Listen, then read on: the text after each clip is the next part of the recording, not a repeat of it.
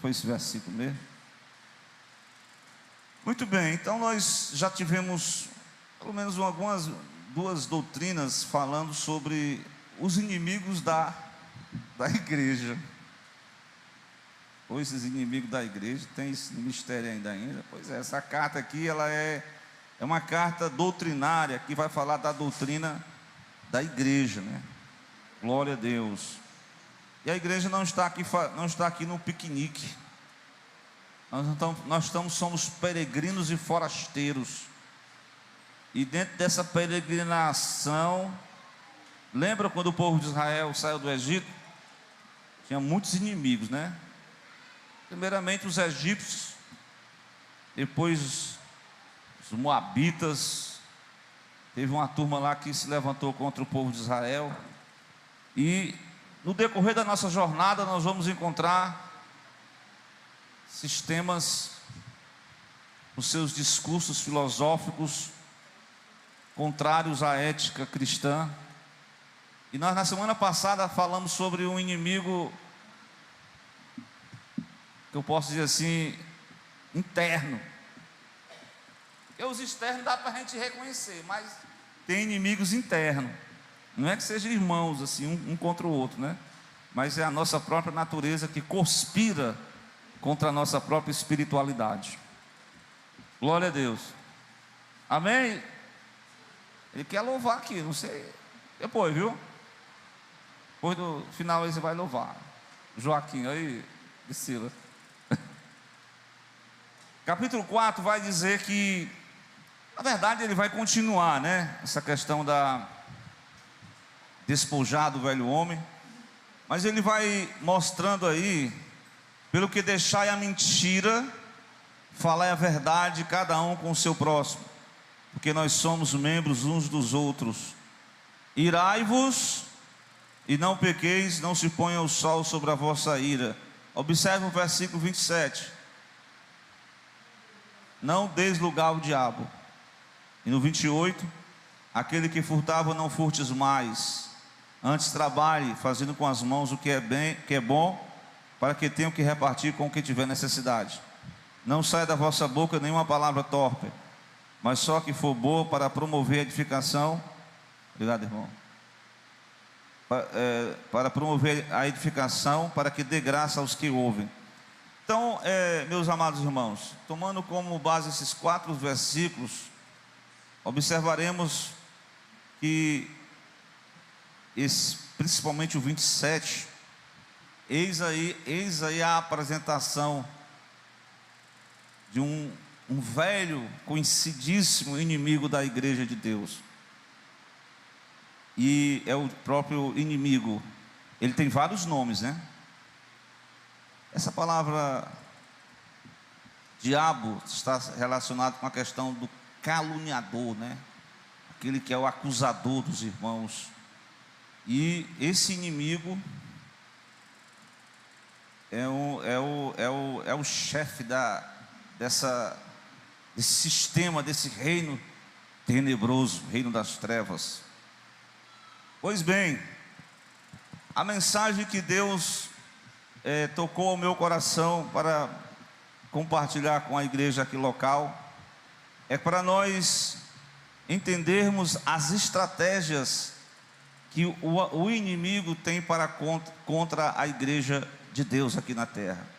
O inimigo ele tem estratégias contra a igreja de Deus aqui na terra. Quando Paulo vai no capítulo 6 dessa mesma carta, ele vai tratar sobre a questão das estratégias que esse inimigo confronta e quer atacar a igreja. Eu até verifiquei em outra versão, mas na versão corrigida vocês podem até olhar, o Efésios capítulo 6, versículo 11, que ele diz assim: vistam toda a armadura de Deus. Vistam toda a armadura de Deus, repito, para que possam permanecer firmes, contra as estratégias do diabo. contra, essa versão aqui é nova versão transformada, contra as estratégias do diabo. Então, baseado nesta mensagem, nós vamos encontrar quais são as estratégias que o inimigo ataca a igreja de Deus. Glória a Deus. Meus irmãos, vocês podem folhear até o Velho Testamento, naquela construção do templo, naquela construção dos muros por parte de Neemias. Se você verificar os capítulos 4 de Esdras, e ali no início dos capítulos de Neemias, você vai encontrar várias estratégias que o adversário utiliza para tentar dificultar. E eu já vou partir para uma, não tomando como base os textos, porque eu fui olhando para outros versículos, glória a Deus, e tem um versículo que eu achei interessante, que é lá na primeira carta de Pedro, capítulo 5, verso de número 8, glória a Deus. Pedro diz assim: olha, nós somos peregrinos e forasteiros, nós temos um inimigo invisível, mas ele dá recomendações para nós nos proteger das estratégias, porque prestemos atenção ao capítulo 5, versículo 8, ele disse que sede sóbrio. O escritor Pedro diz: sede sóbrio, ou seja, a sobriedade aqui é você estar com a consciência de que você está, não, como eu falei, como igreja, nós não estamos aqui para brincar, nós temos que estar ciente de que a sobriedade é uma qualidade espiritual para aqueles que estão ligados, vigilantes, porque aí ele vai dizer: o diabo, o vosso adversário, como é que ele anda? Ao derredor. E diz mais: bramando como leão. Ainda complementa dizendo: buscando a quem possa tragar. Ou seja, ele fica na expectativa de, como os irmãos às vezes observam as pessoas fazem os animais predadores, eles ficam observando a presa. E ele fica, mas nem um predador. Eu estava lá em casa, eu morava aqui na Maraponga aqui, eu vi foi um gato pegando o passarinho. O gato só caladinho ali, só na dele, e o passarinho lá, ciscando lá, pega lá o passarinho. E assim você pode ver que a estratégia é a mesma. É como a escola bíblica do dominical está falando das sutilezas. Ele vem calmamente, mansamente, ele fica só de tocaia, só na expectativa. Qualquer vacilo, aí ele está pronto para o ataque. Mas uma coisa é certa, então eu ministrei essa palavra lá na casa daquele irmão, eu nem falei para os irmãos, aquele rapaz que veio aqui domingo, né? Vocês viram, né? Estava com a máscara, eu fiz oração ali com ele. Terça-feira o irmão Hélio estava aqui, o irmão Mário Igor. Eu citei um versículo lá na primeira carta de João, epístola de João, capítulo 5. Uma coisa é certa, porque uma coisa interessante é que, em relação a esse inimigo, tem gente que diz assim, é uma estratégia dele, você negar a eficácia de Satanás, é uma estratégia. Outra estratégia, tem pessoas que super valorizam, tem pessoas que acham que ele é tão poderoso, mas ele tem poder. Mas Paulo diz: não desprezemos os seus ardis, as suas estratégias, não desprezemos. Se o próprio anjo de Deus, por nome Arcanjo Miguel, Eu não sei qual foi a do inimigo, mas ele tentou pegar o corpo de Moisés e fazer daquele corpo como se faz em uma questão de idolatria. E a Bíblia diz que no momento em que o inimigo, parece que o inimigo não é onipresente, onipotente, onisciente. E Deus rapidamente, Moisés subiu ao monte, e não sei que passou para a eternidade, e ali houve um sepultamento, e o inimigo não viu onde o corpo de Moisés estava sepultado. Judas diz isso. Ele diz: onde é que está o corpo de Moisés? E o anjo disse: o Senhor te repreenda. Glória a Deus. O anjo de guerra usou o nome do Senhor para repreender o inimigo. Então, meus amados irmãos, é preciso a gente estar atento. Mas como eu falei, capítulo 5 de João, né? Foi João? Voltei para o texto aqui de novo. O versículo diz o seguinte: sabemos, versículo 18, irmão Wellington, sabemos que todo aquele que é nascido de Deus não vive na prática do pecado. Certo, Johnny? Mas o que de Deus é gerado conserva-se a si mesmo. E o que mais? E o maligno não lhe toca, não toca na sua vida. Glória a Deus. Você está debaixo das asas do Onipotente. Não toca. Deus te protege, Deus te guarda. Ele guarda a tua frente, a tua retaguarda. Ele te protege de todos os lados. Glória a Deus. Mas receba essa recomendação de Pedro: sejamos sóbrios e vigilantes, porque o adversário está na espreita com seus planos, com as suas estratégias. Ele está intencionado como um predador, e a gente sabe que a ovelha, ela é muito indefesa, né? A ovelha é muito fácil de ser alcançada pelo lobo. A ovelha, viu, irmãos? Você é a ovelha de Jesus, glória a Deus. Então, muitas vezes a ovelha, ela pode até se afastar, e facilmente ela pode ser dominada. Mas o pastor, com o seu cajado na mão, glória a Deus, com o seu olhar penetrante, com a sua proteção divina, glória a Deus, ele estará protegendo a todos aqueles que estão abrigados no Senhor e Salvador Jesus Cristo. Então, meus amados irmãos, sejamos sóbrios, atentemos aqui. Uma questão que eu quero trazer, uma outra passagem que eu achei pelo menos duas referências no livro dos Tessalonicenses. Olha aí, capítulo de número 3. Vocês vão percorrer o capítulo 3, capítulo 2, o versículo 18, irmão Fred, que diz o quê?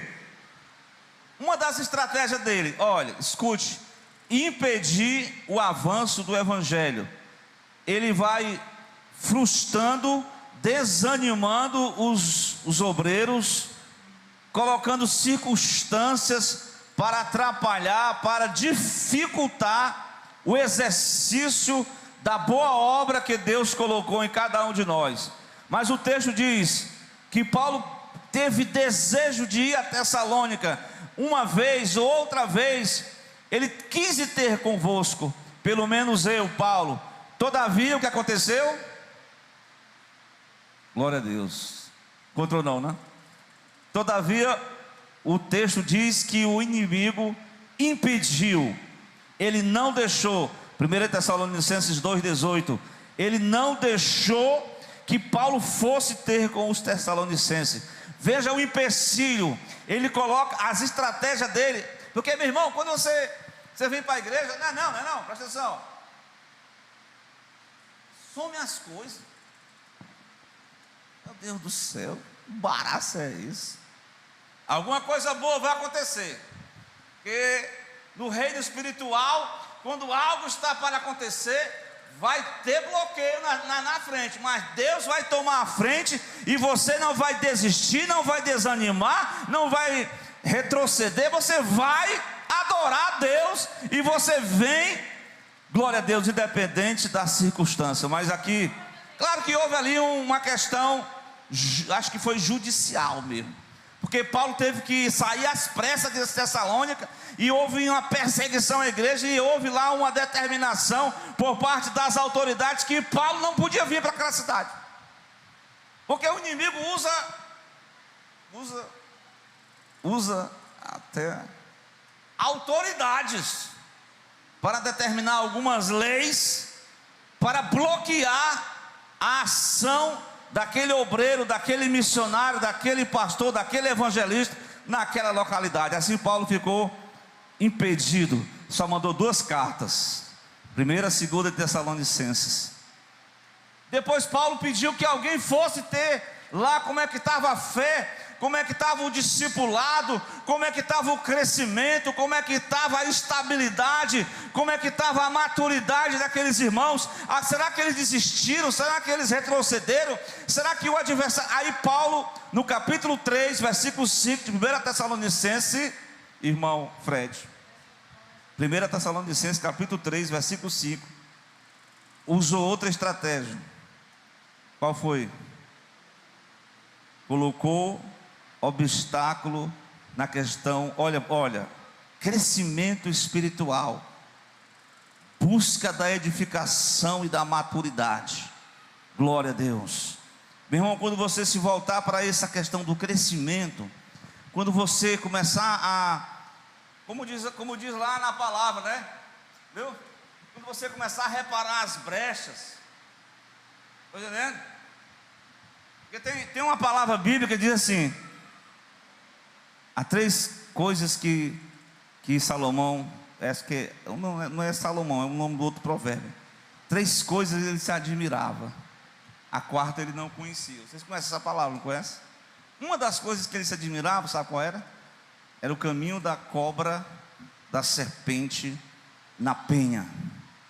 Então ela procurava oportunidade, brechas. Essa pedra somos nós. Nós precisamos vigiar e orar para não cair em tentação. Então, porque nesse texto que o irmão colocou aqui, portanto, não podendo eu também esperar mais, porque ele não podia ir, o que ele fez? Mandou Timóteo ver como é que estava a situação dos irmãos acerca da vossa fé, temendo o quê? Que o tentador, porque irmãos, o tentador, você recebe uma palavra, até assim, a gente prega uma mensagem dessa, misericórdia, viu? Quando pensa que não, vem uma tribulação, vem uma tentação, vem uma luta. Pois é, o tentador vos tentasse, e aí o que aconteceria? O nosso trabalho viesse a ser inútil.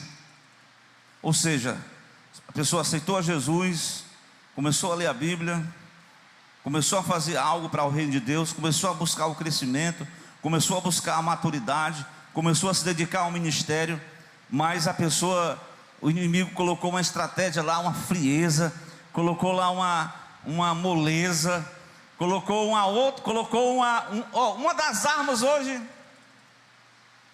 se chama entretenimento.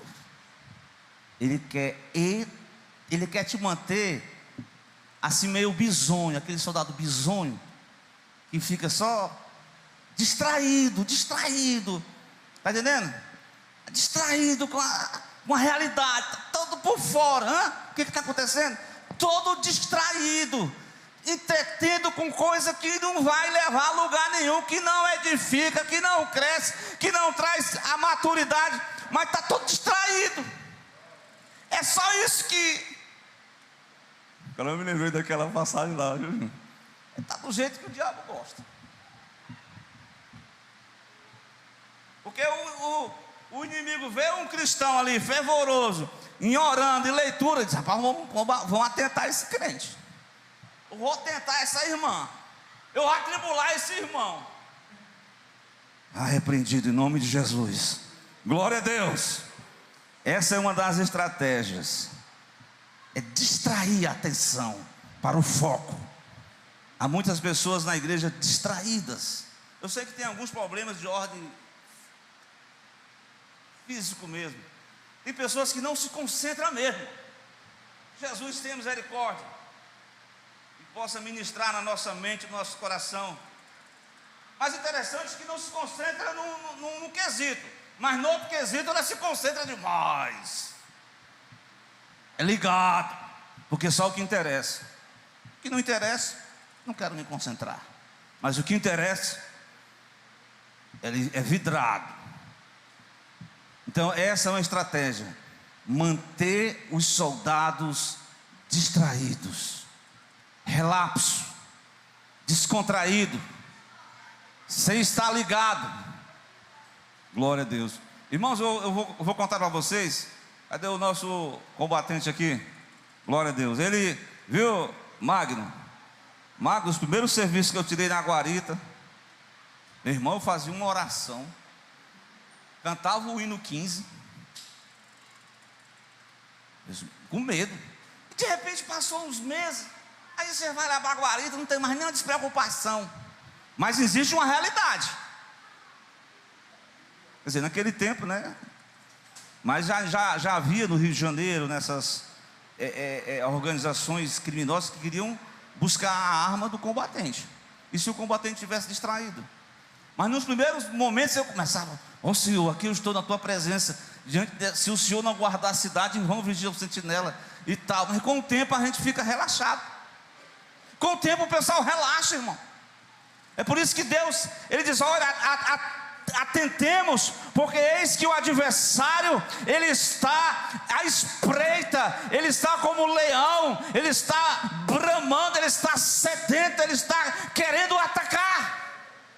Mas o ataque não é destruição física, não, ele te ataca, é como que um gás sonífero, ele te deixa distraído. Essa é a estratégia dele, de distrair com coisas. Claro que tem um momento que você também não é de ferro, você vai estar um momento ali, mas é preciso a gente atender para essas questões, viu, irmãos? Glória a Deus. Mas vamos lá para o texto. Eu vi essas, tem outras mais, mas vocês podem verificar na Bíblia, né? Mas eu fui para o Novo Testamento, e dentre essas 4 referências que eu vou citar aqui agora, como eu citei na semana passada, não existe nada novo debaixo do sol. A estratégia é a mesma, só muda a apresentação. Estão lembrados lá do jardim?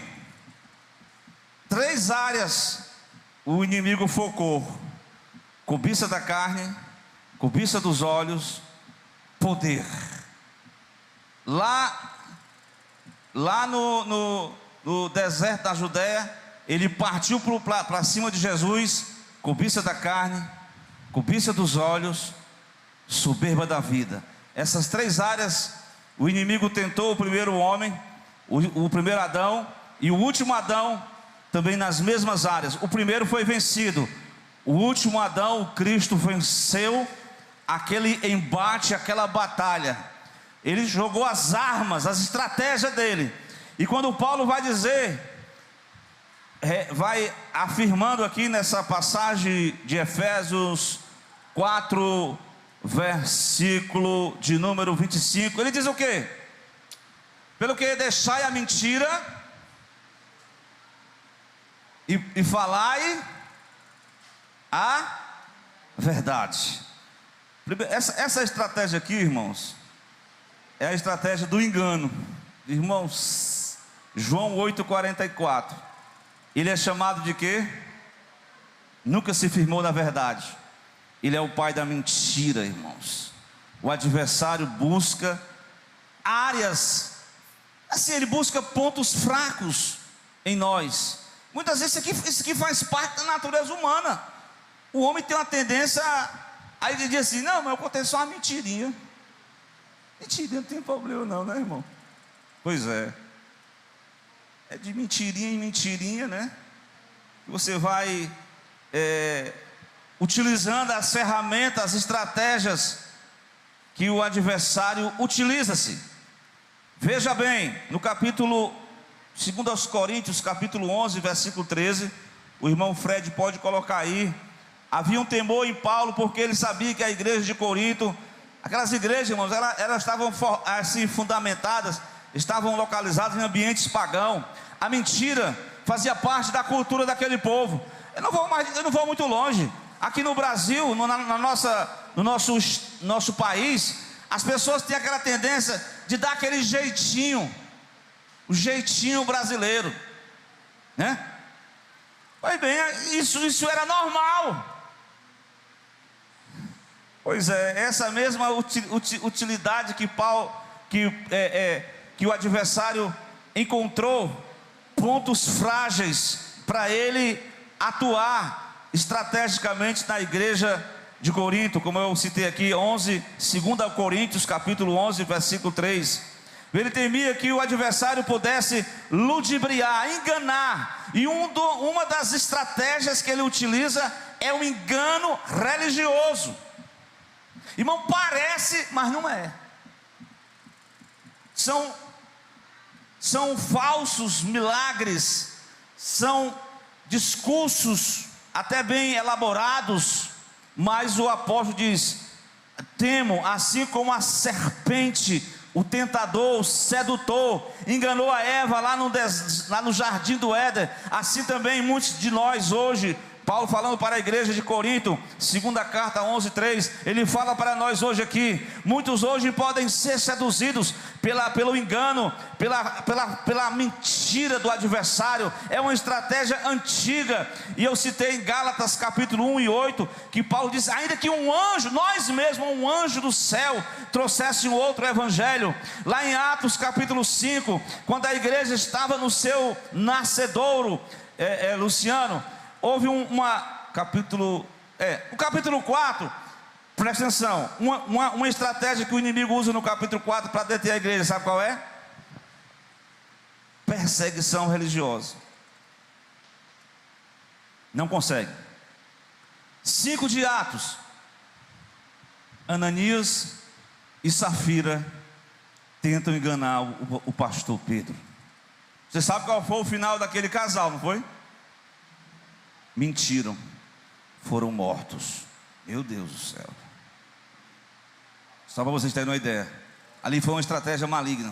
O inimigo, ele viu que a igreja na perseguição não era detida, ele infiltrou-se e usou na fragilidade aquele casal, e eles mentiram e acabaram morrendo. Então, meus amados irmãos, no capítulo 11 de 2 aos Coríntios, versículo 4, o texto diz, irmão, que ele vem como um anjo de luz. Já pensou? Tem uns irmãos que na igreja estão tudo assim, ó. Mas quando fala, irmão, eis que um anjo desceu com uma bandeja, os irmãos se alegram logo. Aí tenha cuidado, pode ser um anjo de luz, o anjo que caiu do céu, olha aí. E ele caiu do céu dele. Paulo diz que ainda que o anjo do céu, ele vem como um anjo de luz, para enganar, para proferir mentiras, porque ele é o pai da mentira. Então, baseado nisso, é preciso tampar as brechas das nossas fraquezas, da nossa velha natureza. E ele diz nessa carta: pelo que falar a verdade. Não é fácil falar a verdade, né? Mas com amor, né? Um jeito, né? É falar a verdade com ira. Falar a verdade, porque nós somos uns dos membros do corpo de Cristo. Portanto, não mintais, mas falai a verdade, cada um com o seu próximo, porque nós somos membros uns dos outros. Qual seria uma outra estratégia que o adversário vai encontrar? Outra fragilidade. Aqui, preste atenção, no versículo 26, ele diz: irai-vos e não pequeis. No versículo 31 ele diz: toda amargura, ira, cólera, gritaria, blasfêmia, malícia, seja tirado dentre vós. No 26, é como se fosse uma ira, não é aquela ira egoísta, é uma ira que você se indigna por algo, por injustiça. A gente às vezes se indigna com alguma coisa que acontece na nossa vida, que nós somos injustiçados, alguém falou mal da gente, a gente fica, como é que pode, eu não fiz nada, e foi acusado, nós fomos injustiçados. É uma ira por um motivo certo, mas a questão em pauta, que ele diz, irai-vos e não pequeis, ou seja, ele diz, não se ponha o sol sobre a vossa ira. Ou seja, você se indignou porque alguém fez uma injustiça, e aquilo passou o dia, passou a noite, e aquilo ficou no seu coração, e ficou e aquilo ficou como uma mágoa, como ressentimento. E olha, essa é a estratégia do adversário. Você tem potencial, você tem potencial, porque uma pessoa ferida, uma pessoa magoada, uma pessoa que está com o coração ali magoado, ela se torna um instrumento nas mãos do próprio demo. Ele diz, não dê lugar ao diabo. Está falando para descrente, para pessoas que são da igreja, que teve uma ira, e aquilo foi acumulando, e aquilo foi se tornando como que uma ferida, e a pessoa se torna suscetível, e qualquer coisinha, eu já vi, meu Deus do céu, eu sei que nós estamos num cenário aí, né? Uma vez uma pessoa me enviou uma solicitação no Facebook, eu fui ver como é que se diz? Eu vejo como é que é o procedimento. Meu irmão, aí uma pessoa esculambando o outro lá por causa que ela defendia um determinado partido ali. Eu disse, meu Deus, irmão da igreja, falando palavrão no Facebook com outro irmão da igreja? Que é isso? Dispensa essas amizades aí. Então, presta atenção, glória a Deus. Existem pessoas que estão magoadas, e a mágoa, irmãos, o ressentimento, ela se torna um instrumento, como diz o próprio Paulo, não des lugar ao adversário. Glória a Deus. Irmãos, uma das estratégias que o adversário encontra, eu queria que o Fred abrisse a Bíblia aí. Vai, abrisse a Bíblia, ó Fred. Segunda carta de Paulo aos Coríntios, capítulo 2, versículo 10 e 11.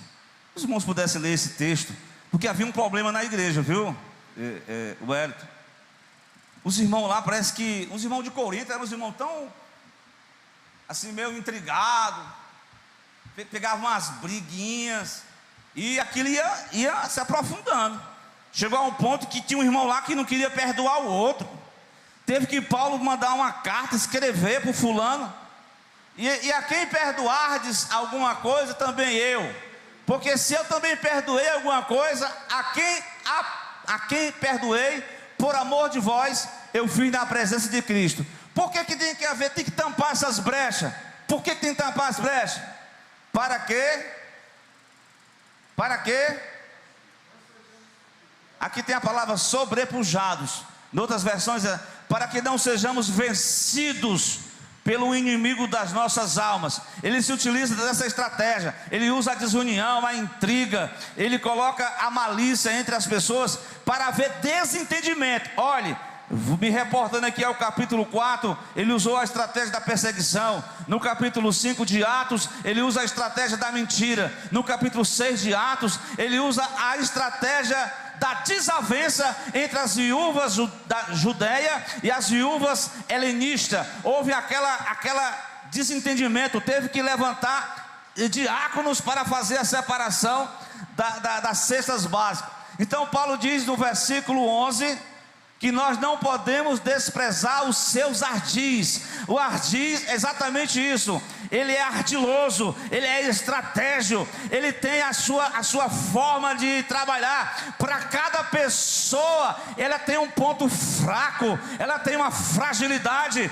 Veja, na primeira ele diz, não minta um ao outro. Na segunda, ele diz: irai-vos e não pequeis, não se ponha um sol sobre a vossa ira, resolva esse problema logo, não deixe esse negócio acumular, não protele o problema, não procrastine essa situação, porque a situação vai ser como uma bola de neve, vai se avolumando, vai piorando, e você se torna um potencial, usando as suas palavras para ferir outro, porque quem é ferido é bem fácil para ferir um ao outro.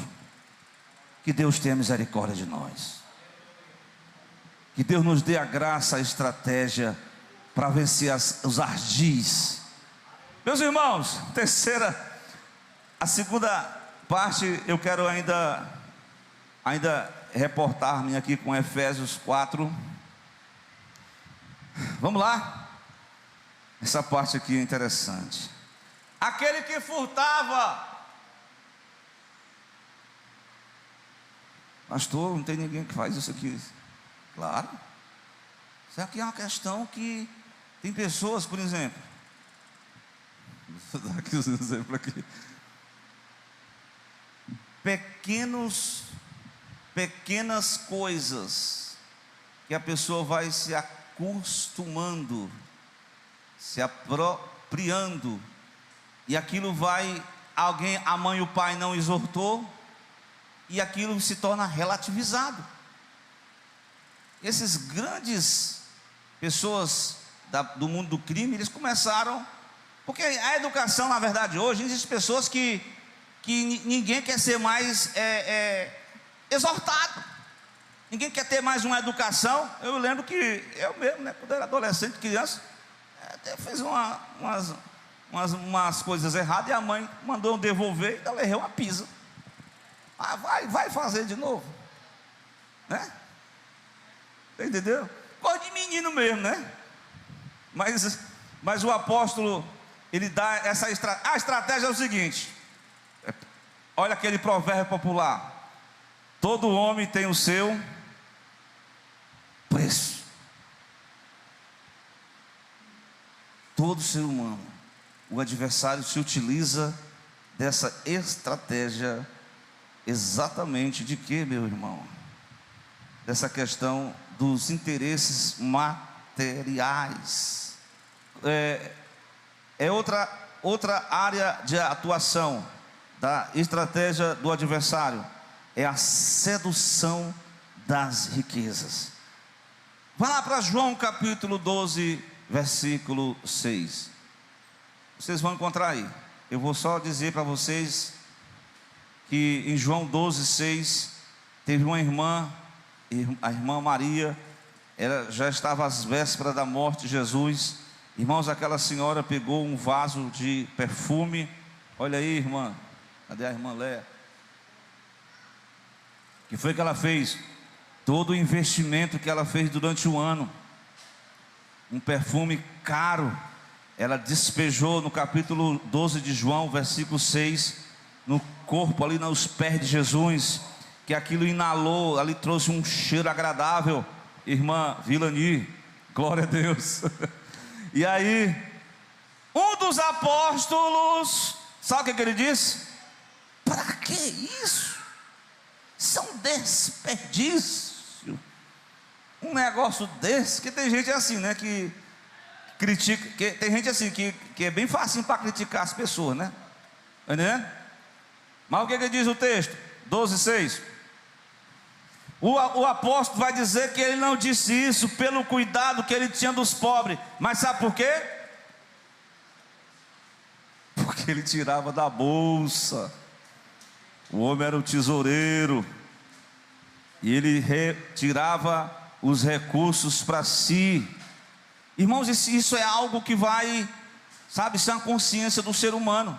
A recomendação de Paulo é que ele dizia uma questão muito interessante: trabalhe para que você possa compartilhar com quem não tem. Olha aí, o interessante: aquele que furte, não furtes, mas trabalhe para que possa compartilhar. Aí chega no capítulo, eu acho que é capítulo, em João, eu estou em João, eu li o capítulo 6, versículo 70. Olha o que Jesus falou. Jesus já sabia de tudo, irmãos. Irmãos, as nossas fragilidades, Ele sabe de tudo, irmão. Ele quer que a gente se fortaleça nele. Revistai-vos de toda a armadura de Deus, para que possamos estar firmes contra as estratégias, contra os ardis, contra as coisas que o inimigo oferece. E Jesus disse no versículo 70 de João, o que? Eu escolhi os 12, não foi?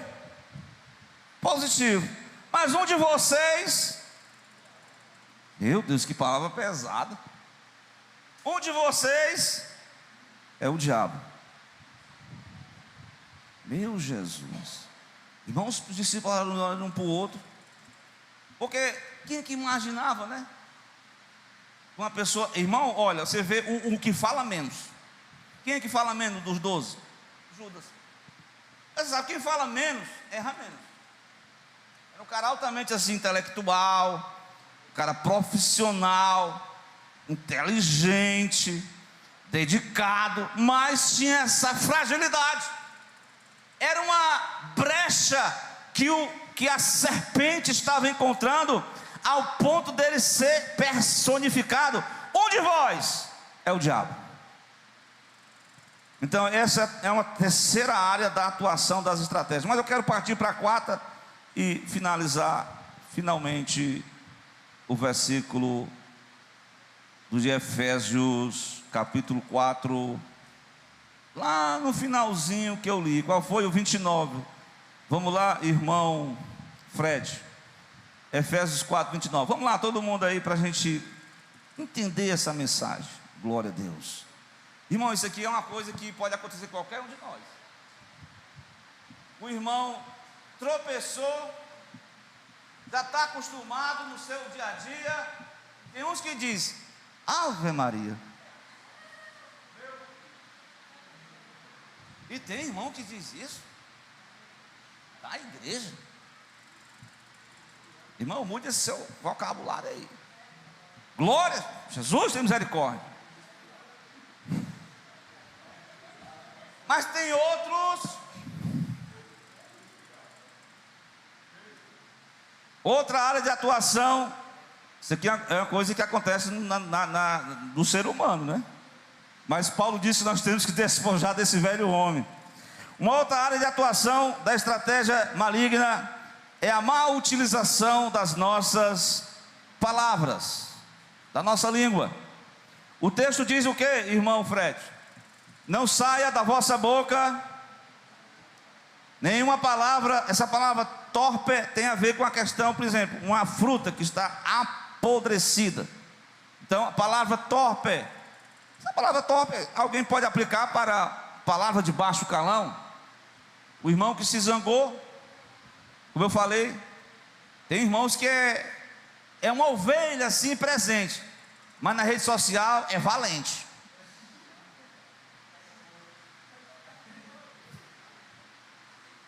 Na presença é um cordeiro, é uma ovelha, fala manso, mas por trás das câmeras é um valente, é ríspido, é agressivo nas palavras e digita palavrões.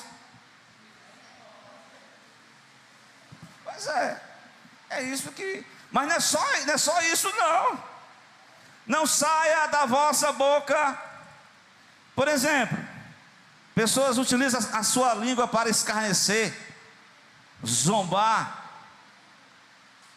né? Tem pessoas que hoje em dia o pessoal inventa tudo. Tem até a piada gospel. Pois é. E tem umas piadas que as pessoas estão assim no meio assim dos amigos, e o irmão está lá achando graça das piadas pornográficas. Ele não está falando nada, mas ele está concordando e achando graça com o que os outros estão falando. Não está saindo nenhuma palavra torpe da sua boca, mas ele está ouvindo igual o calango, só balançando a cabeça e rindo. Não é não? Pois é, estava lá o apóstolo Pedro. Como eu falei, o outro era mais caladão. O Pedro era paroleiro, né? Falava muito. Falava pelos outros, né? Era um porta-voz. Teve um dia que ele estava lá durante o julgamento de Jesus, em Mateus 26, 73, 74. E um deles disse assim: rapaz, eu estou vendo que tu é um deles, porque a tua fala te denuncia. Sabe o que ele falou? No 74, ele praguejou. Praguejar, disse um bocado de coisa ruim lá, dizendo que não era o discípulo de Jesus. Não sei nem quem é esse aí e tal. Mas ele negou, né, com as palavras. Outra vez, no capítulo 16, Jesus começou a apresentar a cruz, que era uma realidade difícil para o discípulo entender. Ele disse que era necessário ele ir a Jerusalém, ser morto, tal. No capítulo 16, versículos 22 e 23, Pedro emprestou a sua voz, emprestou a sua língua para quem? Foi o próprio Jesus que chamou ele. Não foi o que ele falou, hein? Pedro tomando a parte. Como é que pode? Magno, como é que pode? Um soldado querendo dar ordem no comandante. Chamou Jesus à parte. Ei, vem cá. Faça, querendo dar moral, querendo dar ordem, querendo dar lição em Jesus. Tomou a parte: Senhor, tem compaixão de ti, de modo nenhum isso acontecerá. No próximo versículo 23, Jesus reconheceu, porque tem vezes que o irmão, ele é crente, participa da ceia, ele é pregador, ele é cantor, ele é músico, ele é pastor, mas vem quando ele usa as palavras assim meia distorcida, e o Jesus vai lá e diz: Jesus, voltando para Pedro, disse: para trás de mim, Satanás. O texto, tu está conhecendo as coisas dos homens, e tu não está vendo a realidade, compreendendo as coisas que são de Deus, só são dos homens. Tu estás me servindo de escândalo. Então Jesus deu uma repreensão. Não que Pedro foi endemoniado, não foi isso. Ele apenas, as palavras dele cooperaram, não para o reino de Deus, mas sim para o reino das trevas. Então tenhamos cuidado com as nossas palavras. Por exemplo, não somente ouvir, você zombar de alguém, escarnecer, né? Teve uns rapazinhos que gostavam de mangar dos defeitos dos outros, né? Teve um irmãozinho lá que não tinha muito cabelo na cabeça.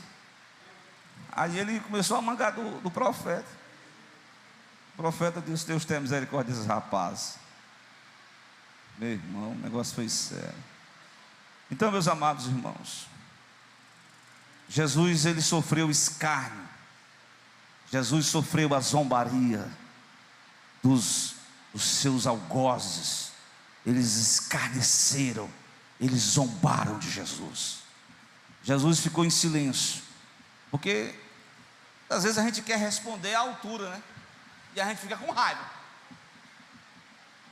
Mas o silêncio de Jesus respondeu tudo. Os homens apresentaram a zombaria, e aquilo não foi nada agradável. E assim nós não emprestemos as nossas palavras ao espírito da fofoca, ao espírito do mexerico, a contar uma história que nem a gente foi saber se é verdade, a gente passa para o outro.